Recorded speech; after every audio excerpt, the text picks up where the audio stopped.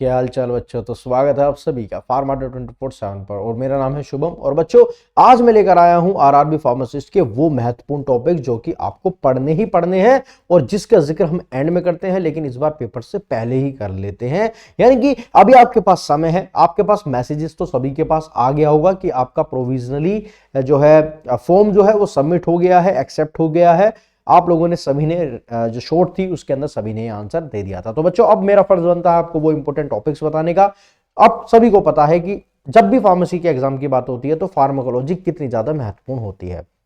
हमने previous year के questions के अंदर भी देखा कि आपको 30 से 35 क्वेश्चन फार्माकोलॉजी से ही मिलते हैं। तो आप रोज शाम को 7 बजे चुपचाप आकर यूट्यूब की फ्री क्लासेस तो देख ही लिया करो जो कि फार्माकोलॉजी की चल रही है। इतनी डिटेल में क्लासेस शायद ही आपने कहीं देखी होगी। बच्चों की तरह मजाक मजाक में सारे के सारे टॉपिक्स को क्लियर कर रहे हैं। मैंने इसको 5 स्टार रेटिंग में बांटा है, यानी कि आपको 5 स्टार रेटिंग का मतलब है सबसे ज्यादा किसके ऊपर फोकस करना है।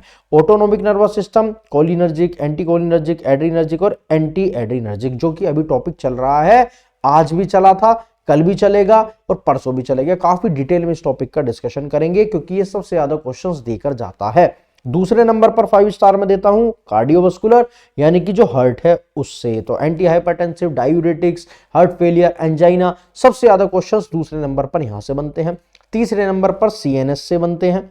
सो फर्स्ट प्रायोरिटी इसको देनी है, सेकंड इसको देनी है, थर्ड प्रायोरिटी इसको देनी है, जिसमें sedatives, hypnotics, anti epileptic, anti psychotic and opioids के बारे में पढ़ना है। फिर आपको फोर्थ नंबर पर प्रायोरिटी देनी है एंटी इन्फेक्टिव ड्रग्स, जैसे कि TB, HIV, antibiotics, ADRs, drug of choice से सबसे ज्यादा क्वेश्चंस बनते थे, बनते हैं और बनते रहेंगे। और बच्चों, 5वें नंबर पर आपको प्रायोरिटी देनी है endocrine system, insulin, OHA, thyroids and steroids को।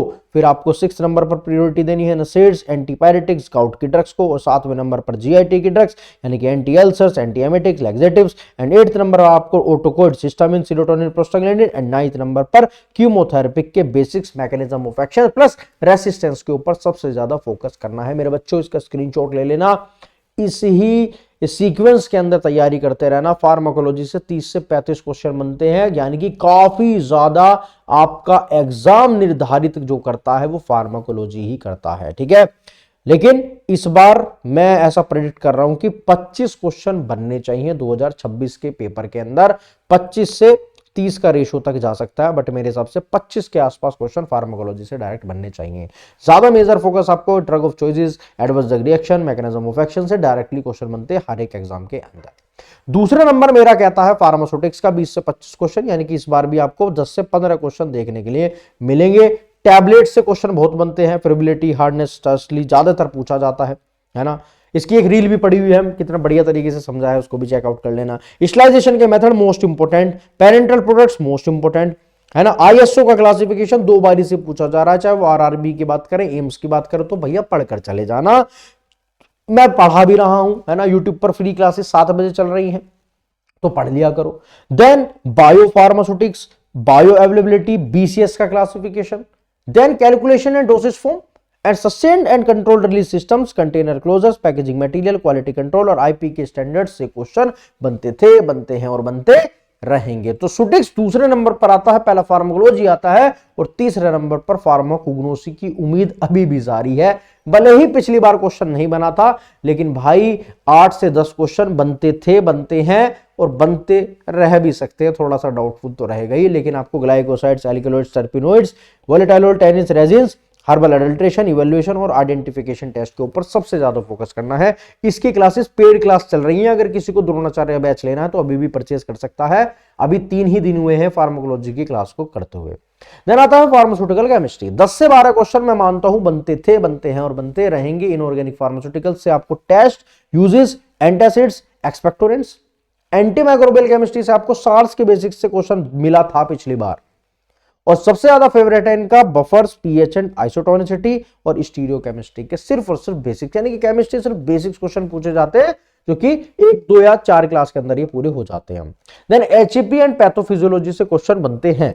आप रेस्पिरेटरी सिस्टम में asthma, COPD, heart and blood के अंदर बीपी, रास, हार्ट फेलियर बेसिक्स, किडनी यानी कि डायबिटिक्स फिजियोलॉजी के बेसिक्स, जीआईटी की फिजियोलॉजी, एसिड की सिक्रेशन एंड पैप्सिन्स, ये मेरे को लगता है थोड़ा सा इंपॉर्टेंट है। और एक और टॉपिक जिसका नाम है बोन्स, यानी कि आपको स्केलेटल सिस्टम को और भी अच्छे से करना है। इससे क्वेश्चन हर साल आपको एक एक दो क्वेश्चन हर साल देखने के लिए मिल रहा है, तो ये जरूर पढ़ना है।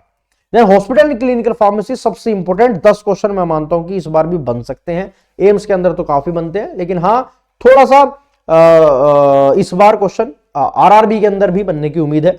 5 क्वेश्चन तो मानकर चलो कि बनते ही हैं, क्या कि प्रिस्क्रिप्शन का पार्ट से, लैटिन टर्म से, है ना भाई, BID TID. Hospital pharmacy services से ड्रग इंटरेक्शन से क्वेश्चन बनते हैं, कोलॉजी के साथ लिंक कर बढ़ा देता है क्वेश्चन, तो हमको लगता है कि ये फार्माकोलॉजी के क्वेश्चन है, हॉस्पिटल एंड क्लिनिकल फार्मेसी के नहीं। एडीआर के क्लासिफिकेशन से क्वेश्चन बनते थे, बनते और रहेंगे, और फार्माकोविजिलेंस से एक आधा क्वेश्चन बनने की उम्मीद रहती ही है। बेसिक्स फार्माकोलॉजी को मैंने फार्माकोलॉजी से अलग इसलिए रखा है क्योंकि इसमें फार्माकोकाइनेटिक जनरल टर्म से क्वेश्चन पूछता है, वीडी की डेफिनेशन, क्लियरेंस का कैलकुलेशन पूछ सकता है, कई बार फॉर्मूला पूछ लेता है, बायोअवेलेबिलिटी का क्वेश्चन पूछता है, फर्स्ट पास इफेक्ट का क्वेश्चन पूछता है, और मैकेनिज्म ऑफ ड्रग एक्शन के बेसिक्स क्लिनिकल फार्माकोलॉजी के साथ लिंक कर पूछता है। 6 से 8 क्वेश्चन आरआरबी की बात कर रहा हूं, ना कि एम्स की बात कर रहा हूं। तो सबसे मेजर पार्ट तो भैया फार्माकोलॉजी, क्लिनिकल फार्माकोलॉजी, फार्मास्यूटिक्स, फिर केमिस्ट्री, फिर आपका एचएपी, देन आपकी फार्माकोग्नोसी, और साथ में फार्मास्यूटिकल एनालिसिस। आपको बीएल लंबार्डो से क्वेश्चन मिल सकता है, क्रोमेटोग्राफी, एचपीएलसी, टीएलसी, जीसी, है ना, उसका भी डिटेंशन फैक्टर, तो इससे भी आपको एक एक दो क्वेश्चन जरूर देखने के लिए मिलने वाला है। फिर जनरल साइंस, भैया इसके बिना तो उद्धार हो ही नहीं सकता। 10 से 15 क्वेश्चन भैया जनरल बायोलॉजी की, केमिस्ट्री, आपके हेल्थ स्कीम्स जितने भी है वो पढ़कर जानी है आपको। इस बार भी क्वेश्चन बना था, आगे भी बनेगा, बनता रहेगा, याद रखिएगा। Environmental science, pollution, waste disposal का क्वेश्चन जरूर पढ़कर जाना है। और लास्ट में आपको मैथ्स के, रीजनिंग के, आपको सिर्फ और सिर्फ प्रीवियस ईयर के क्वेश्चंस को लगाना है। इसके बिना उद्धार कभी नहीं होने वाला। जिस भी बच्चे की नॉन फार्मा अच्छी नहीं है, सिर्फ और सिर्फ प्रीवियस ईयर के क्वेश्चन लगाओ और कुछ मत कर जाओ। उसकी ही मल्टीपल टाइम प्रैक्टिस करते रहो, उसके ही मॉक टेस्ट लगा लगा कर उसकी ही मल्टीपल टाइम प्रैक्टिस करते रहिए। मेरे कहने से मानकर चलिएगा आपका उद्धार हो जाएगा। और अगर तभी भी कोई दिक्कत है, अगर आपको फार्मा को और भी अच्छा करना है, तो द्रोणाचार्य बैच का आज लास्ट डे है, आज लास्ट डे है। आज ही जाकर आप इसको दोबारा से परचेज कर सकते हो। जिस भी बच्चे को द्रोणाचार्य 4.0 के अंदर जुड़ना है, भैया करना क्या है सर, करना क्या है, आपको जाना है अड्डा 24/7 की वेबसाइट के ऊपर, ऑल कोर्सेज पर क्लिक करना है, नीचे नर्सिंग का ऑप्शन दिखेगा, यहां पर आपको आरआरबी फार्मासिस्ट पर क्लिक करना है, द्रोणाचार्य 4.0 पर क्लिक करना है, बाय नाउ पर क्लिक करना है, और आपको दिखेगा बाय नाउ का ऑप्शन, और यहां पर आपको भैया Y964 कोड को डालना है, Y964, वरना दिए हुए नंबर पर कॉल कर भी आप इसका लुफ्त उठा सकते हो। वैसे तो 1999 का बैच पढ़ रहा है, लेकिन दिए हुए नंबर पर आप कॉल कर इस बैच को और भी कम दामों में पा सकते हो। बच्चों तैयारी बेहतरीन करो, समय है, आरआरबी का पेपर जल्दी ही हो जाएगा, 3 से 4 महीने का ही समय लगेगा, तो भैया अभी भी समय है मेरे साथ तैयारी करने का। रोज शाम को 7 बजे फ्री क्लासेस चलती हैं यूट्यूब पर, 6 से 7 चलती हैं पेड क्लासेस, जहां पर सिस्टमेटिकली सारे सिलेबस को कवर अप करा जाएगा। तो बच्चों मिलते हैं कल 6 बजे पेड क्लास में और 7 बजे यूट्यूब पर। अपनी और अपनी फैमिली का बहुत ध्यान रखो और इस बार नाम रोशन करना है। तब तक के लिए जय हिंद, वंदे मातरम, जय भारत, गुड नाइट, शब खैर, बाय बाय बच्चों, बाय बाय।